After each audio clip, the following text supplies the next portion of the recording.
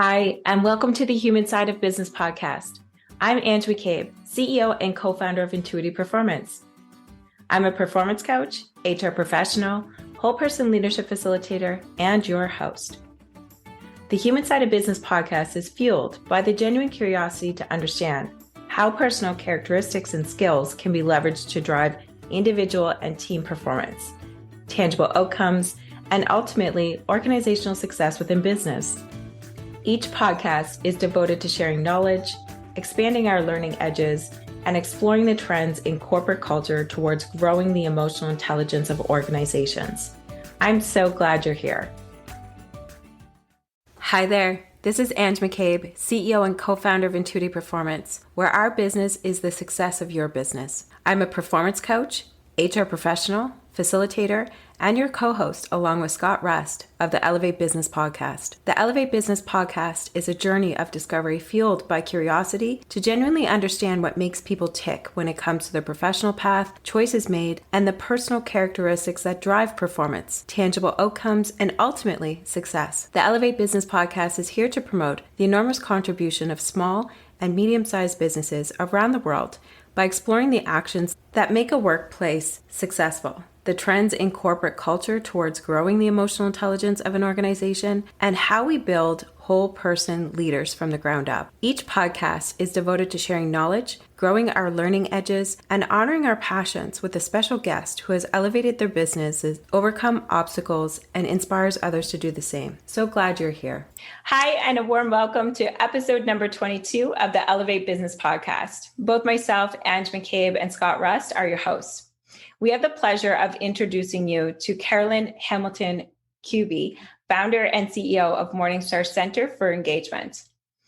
Carolyn specializes in leadership development as well as professional coach development, working with clients in a range of businesses, including within global corporations such as PepsiCo, Deloitte, Walmart, and more. Within the global coach industry, she has been acknowledged as a thought leader on coaching competencies, was chosen as a speaker within the prestigious World Business Executive Coach Summit, and she's a mentor coach, empowering up-and-coming coaches. Carolyn plans to publish her self-help leadership development book and launch her motivational speaking more so this year. Welcome. Thank you for having me. It's a pleasure. The pleasure's ours. So tell us about yourself, your company, and a little bit more about your journey. Okay, so I am located in Kingston, Ontario, Canada, and I am celebrating my 19th year of business. So next year it will be 2 decades of entrepreneurship, which I'm really excited about. Thank you. And I will say just very briefly that my business before opening, my background really stemmed from human resources. I was an HR professional in the Canadian federal government, involved in all disciplines of HR, the hiring and the firing and all aspects. And I took my loves of learning and development, corporate training, vocational counseling, coaching back then, and rolled them into my business and opened the doors in 2002.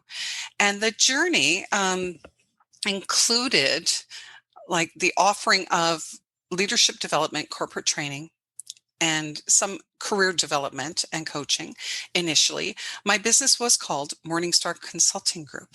That's what it was when I opened the doors. Mm-hmm. So some consulting. And as globally, the coaching industry started rising and leadership development more so, executive coaching started coming online more and more in organizations. By year 7 of my business, I completed the Royal Road University Certificate in Executive Coaching program and got a designation as a certified executive coach from that program. So I had the specialty under my belt. And after I left there, I was invited to come on board as an alumni coach for the program. So I did that for 5 years. And so my business started evolving more so into specialties in leadership and executive development, as well as professional coach development. Mm-hmm. I shifted branding. They say not to do this, but I shifted the branding and my name at year 7 and renamed my business to Morningstar Leadership Development. Okay. And then fast forward another 7 years down the road. By that time, leadership development specialty is still strong. The coach development specialty is growing more than ever, including training leaders and managers and organizations with coaching skills. And on the, I'll say far range radar was when I retired, maybe to still be involved at some level in my business, but shift back a little bit more so and possibly pursue becoming a wedding officiant because I loved weddings. And I thought, when you think about a wedding officiant, I was always felt a calling. I have a diploma in ministry, and I thought, what do I do with that? And non-denominational spiritual weddings appealed to me. And when you think of it for a wedding officiant, you want someone who is a strong public speaker. Hey, a coach can help. And so that was on my radar. And in 2015, I was presented with an opportunity to get my license. So I am a licensed wedding officiant in the province of Ontario with all seasons weddings. And a year ago, they appointed me as a spiritual director. So if you can imagine, I'm adding that on in the midst of my business, my corporate business, and perfect in terms of seasonality because not a lot of corporate training or coaching in the summer times, which tends to be the season of the wedding. So really living in the dream in many ways, right? Very much aligned with what I love to do in the world. And I recall being interviewed by a client, an executive, and at the end of the conversation, he said something like, so I did a search and I saw that, yes, you're an executive coach and corporate trainer and you're a wedding officiant. Are you a chef too? I loved it. So I shared the spiel I just did. When you think about an officiant, okay, I love weddings and public speaking, coaching comes together for it. That said, it sparked interest in maybe rebranding. Imagine a third time and renaming. And so I pondered it for a while. And what I came up with was Morningstar Centre for Engagement, workplace engagement with specialties in team building, leadership development, which my business had evolved to, the coaching complement as well within the coaching profession, and life engagements, wedding engagements. Fantastic. There's a lot of things that are coming up there. And I know, Scott, you have some questions too. Sorry if I cut you off, but I'm really, really curious when it comes to, from a business perspective for you, the prompting of rebranding, was there any kind of growing pains throughout that? And if so, what did they look like? Oh, great question. When I left, it's taking me back to when I started my business. And I worked for the federal government. I remember, when my husband was an entrepreneur and he was the one who kind of helped push me in that direction. And my Michael. And so the thing is, I didn't have any business skills training. And so I signed up and I actually got, some proper business skills training. And by the way, can I just say, marketed myself and became a trainer and the coach within the program for a decade. So that was one of my first. So my husband said, you are a born entrepreneur, girl. And one of the things they shared in marketing was, be particular about your brand and stay with it. And for sure, you might grow it, but to rebrand, it can be dangerous. So that was in the back of my mind, have to say. And that said, I just kind of, when I have a big decision to make in life, in business, I just take time to, meditate on it, be still with it, let ideas percolate around, and then I will go with my gut. I will absolutely weigh what the experts say. I take that into consideration, even if it's something I bump up against, I don't agree with, I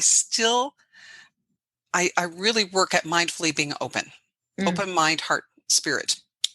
And then I'll go with my gut. And my gut was honestly, so I had a lot of messages of, the don't rebrand, it could kill the business, and I did it. So I've had 3 business names. It seems every 7 years. So I think I'm wondering what I'm going to do in 2022. No, I really appreciate, Carolyn, the kind of behind the scenes process that you went through, and just the thought process and the things that are kind of coming up and coming to mind about this idea specifically around rebranding, which I'm sure we can plug in anything there in terms of challenges and the 2 voices in our head. And one of them might be more of a gut check as to how we can move forward. And the other one might be more around, well, this is what the experts say. And really having the trust within yourself to go with what you thought was best. And 20 years of business kind of shows that's worked out well for you. Thank you. Yeah. So shifting gears a little bit, I'm curious in terms of performance. What does the word performance mean to you, and how have you applied it either within your business or you've seen it been applied with the clients you work with? I love that question. And if you asked me years ago when I was in HR, it would likely have been a different answer and linked to productivity. And that said, I will say I have a business mind, a humanitarian heart, and a creative spirit. And I'm very spiritual. So the answer is going to be bringing all those elements together. So when I think of performance, I went right to like theatrical performance. And from there, the elements that apply in whether in work or life. And so to me, when I think of performance, I actually think of dancing. Mm-hmm. The dance. And so whether it's dancing in business, the various elements of business, operational, marketing, selling, whatever, the performing, actually delivering, or in life, personal, professional, to me, it's a dance. And it is being present and realizing the dance that might be going on in my head at any given time, with the self-talk swirling around, and with my heart, the feeling part, with emotions and feelings swirling around, and my spirit being really excited about one thing, but maybe, not yet, not now. And so to me, that's how I see performance. And I see optimized performance as a coming together, an alignment of body, mind, spirit, and bringing it to the task. So bringing the being to the doing in an artful, creative, flowing way. Mm-hmm. Mm-hmm. There's a lot of great insights there with regards to allowing those thoughts process through that flow. So what I'm hearing is, the dance isn't just externally, it's also internally for you. Absolutely. Absolutely. And I feel that the more aligned my internal dance is, the more flow will show in the physical. And that's whether it's a productive performance in work, in a work context, or just showing up in either context, life or business. So how would you describe that a little bit deeper to our listeners with regards to that dance? In coaching, we talk about dancing a lot, but you're speaking to it from a performance, a higher level. And so interested to understand if you could explain to us a bit more with regards to those things around your roadblocks or that imposter syndrome, or we all have that stuff kind of percolate, or our own personal biases and our blinders. How do you dance with those? Yeah, great question. So I'm human. So I might, when the roadblocks come, I might go, what? And react. Yes. And to me, when I'm reacting, I'm really too much in my head and out of the dance. And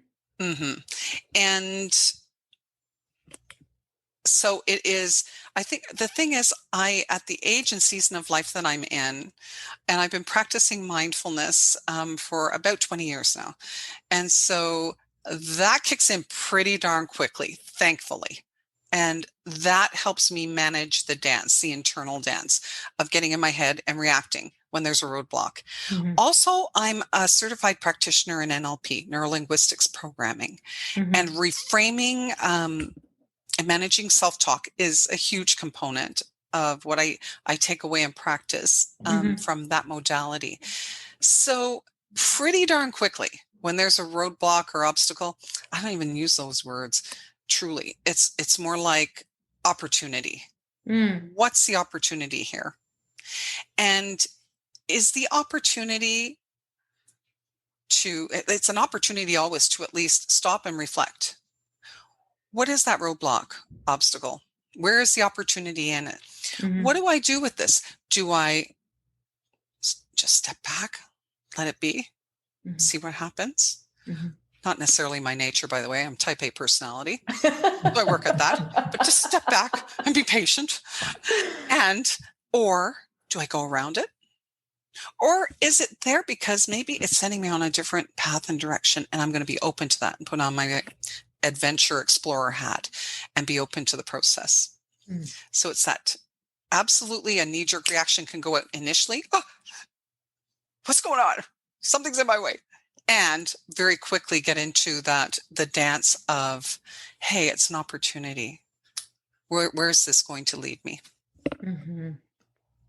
I'm sensing a lot of self-trust in being able to reframe challenges and other things, and just even using different language, which I can imagine sounds like it's a tool that you utilize in terms of talking about challenges as opportunities instead.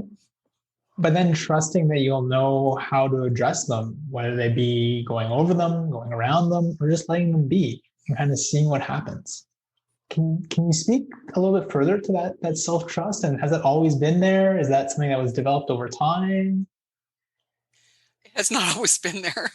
Absolutely not. And it has come, I'll just say, through a lot of years of wisdom from living, I'll say, experiences that I've gotten through, and to trust myself. And a lot of the mindfulness has been part of it too. Mm-hmm. And cultivating that self-trust through affirmations. That there were times in life where I really questioned myself a lot.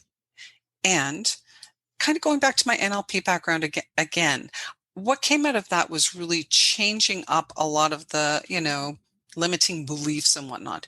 And a limiting belief I had around myself was linked to levels of self-trust. And so shifting that internal dialogue and connecting to it mindfully helped it just embed, and then practicing it. And that said, as I said, I'm human. So the knee jerk is typically to go to, what? Roadblock, obstacle. No. Shift it up, because even like the linguistics part of neuro-linguistics programming, even changing the language can change and reframe the mindset. Is it a problem to solve, or is it an issue to address?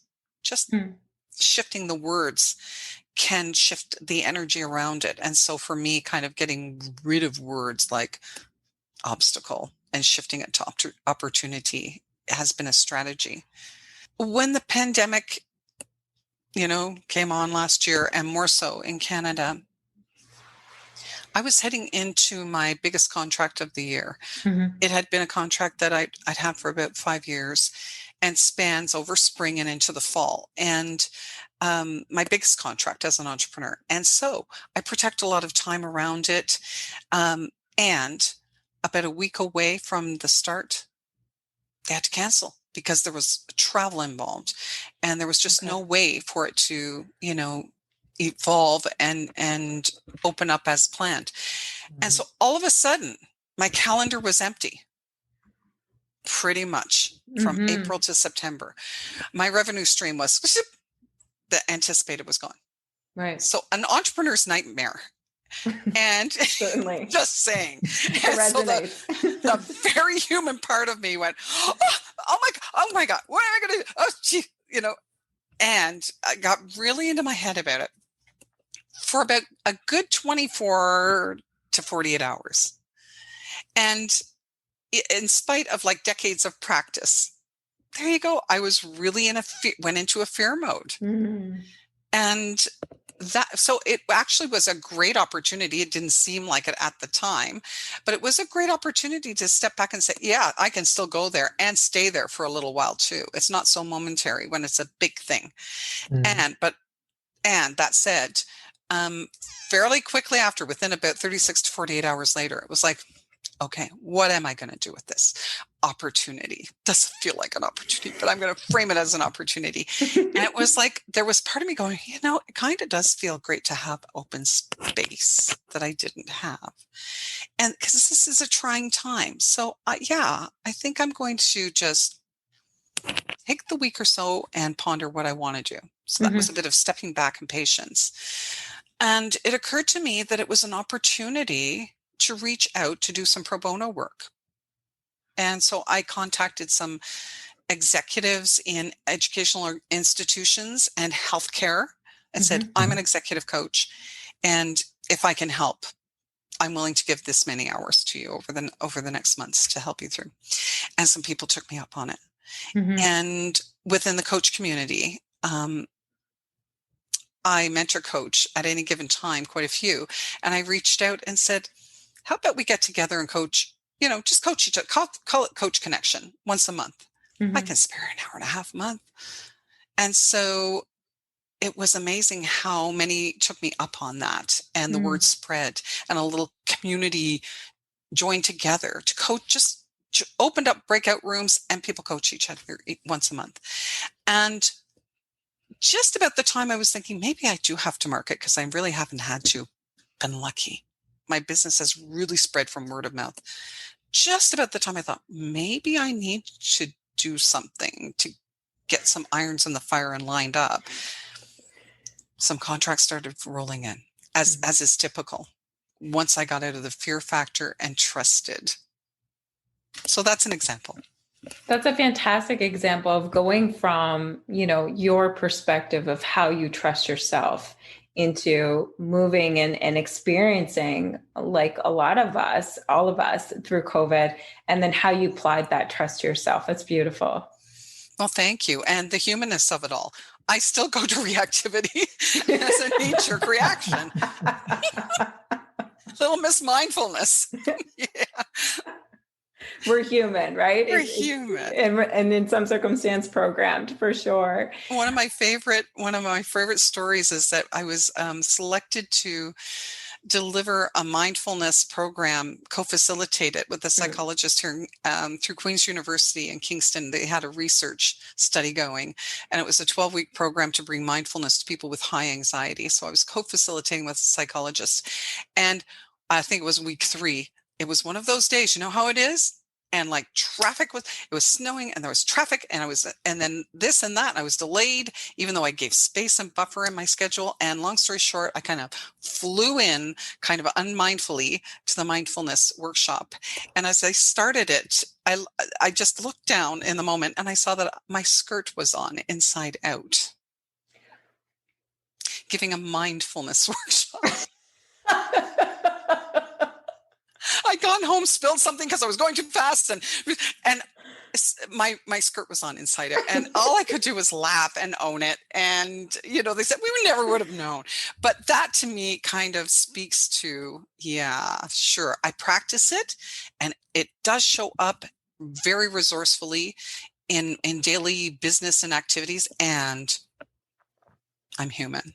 I have my moments. We have to recognize that too, in the sense that we're all humans, and regardless of our kind of subject matter expertise or the accomplishments, or even in our journey, some things can still show up by way of triggers or habits. So can certainly appreciate that for sure. So just coming back into working and coaching with executives.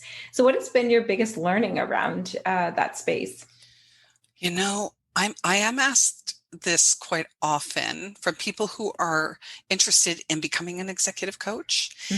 And through my coach training at Royal Roads, there was they offered a coaching framework, of course, that we learned. And the other element equally was around executive leadership issues.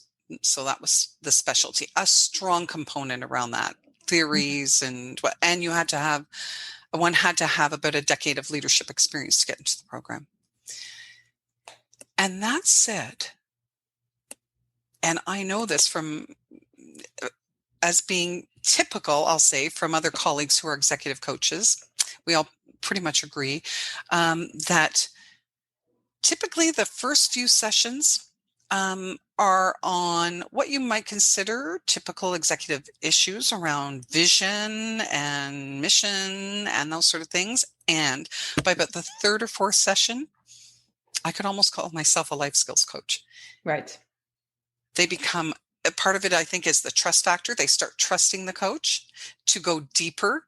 And the issues then tend to be more around emotional intelligence issues and the self-awareness and self-management around how they're showing up. And I'm smiling and leaning in because, I resonate with regards to those areas of soft skills and emotional intelligence. And it really does take trust between the coaching client and the coach to get into or underneath that proverbial iceberg. So it was an excellent example of just how that could potentially work with clients. It is.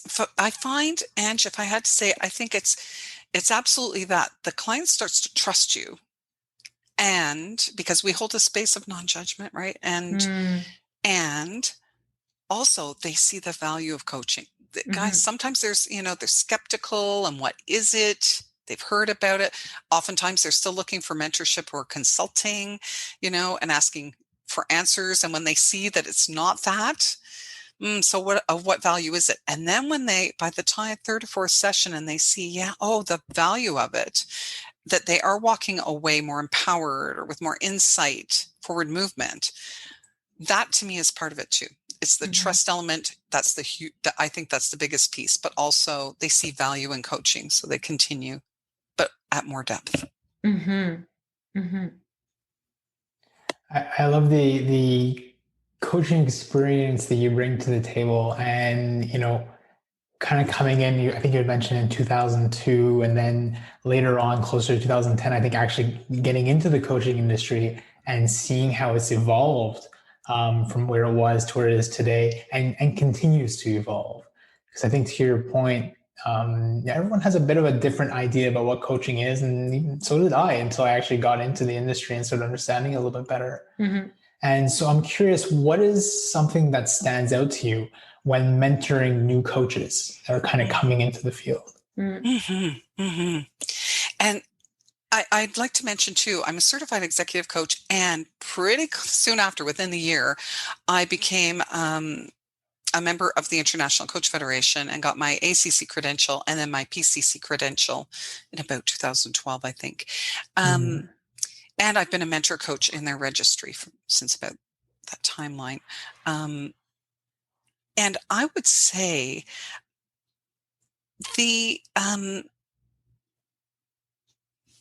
when I think of the people I mentor coaching, the thing that rises up for me that's kind of interesting is the degree to which people who gravitate to the coaching field, to becoming a coach, it really is because they want to make a difference and contribute. And there's a financial piece, in terms of want to be an entrepreneur.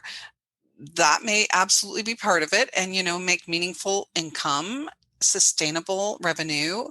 And yet the driving force by far, hands down, 100% has been, I want to make a difference. I want to contribute, and coaching is a way to do that. That's beautiful. It wasn't, to be totally honest, where I thought the trend was going to go at all. But I really enjoy hearing that there is a trend around individuals that are becoming coaches or wanting to be mentored as a coach, that are up and coming, that really want to create change bigger than them. That's amazing. Yes. And I started as an alumni coach with Royal Roads. And so it's been about 12 years. It's over a decade. And I've consistently seen that. I have honestly never mentor coached anybody who was more about how much can I make and what is it about? It was absolutely, they were fueled by the contribution, helping Definitely. aspect. Fantastic. And we're so excited to ask you this question. What are 3 words of inspiration that you would want the world to hear? Oh, the 3 words that come to my mind are golden rule living.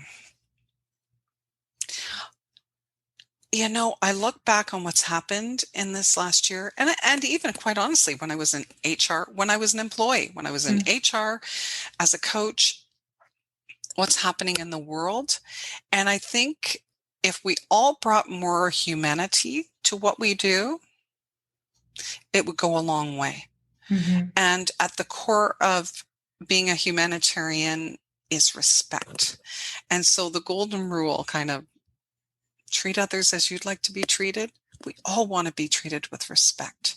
And I can't help but wonder what the world would look like, what workplaces would look like, what personal relationships would look like if we really, really connected to our humanitarian self and really led with respect. That's amazing. I think I can speak for both Scott and I in saying that we're super excited to turn this into a quote down the road and tag you in it. No, thank you. In all honesty, those are great insights, and it's very interesting to hear it from the space of open heart, open mind, open spirit within the business world. Because that's not something that is openly paired at this point in time, but we're starting to discover it through looking more at soft skills and how that can work and build into our performance. So thank you for that. You got it. Thank you. I think honestly, if we all followed that, we would all be more in a beautiful dance. Most certainly. So we want to thank you for joining us today. And we really appreciate you sharing your entrepreneurial insights with Intuitive Performance and our subscribers. Thank you. The pleasure is mine. And for those of you who would like to learn more about Carolyn's business, we're going to provide a link to her company profile on the Elevate Business podcast title page. Take good care. Thank you. Thanks for listening to the Elevate Business podcast. I hope you enjoyed the program. You can subscribe to future podcasts at intuitiveperformance.com, where you can also sign up for webinars and learn more about professional coaching and our facilitation solutions available to help fire up your whole person performance skills and drive actions for success. Until next time, stay true to you and take care of each other. We are all better together. Thanks for listening to the Human Side of Business podcast. I'm glad you could join us. If you enjoyed today's episode and want to stay updated with our latest content, make sure to visit our website. The link can be found in the episode description, where you can subscribe to the podcast, sign up for our newsletter, and learn more about our whole person leadership services. Sounds interesting? Explore the Whole Person Leadership Cohort by Intuitive Performance, a unique program that offers unparalleled support to managers on every step of their leadership journey. Our program features evidence-based assessments, workbooks, group coaching, and interactive learning experiences to help you level up your leadership skills. Reach out today to apply to one of our upcoming cohorts. Until next time, take care and stay curious.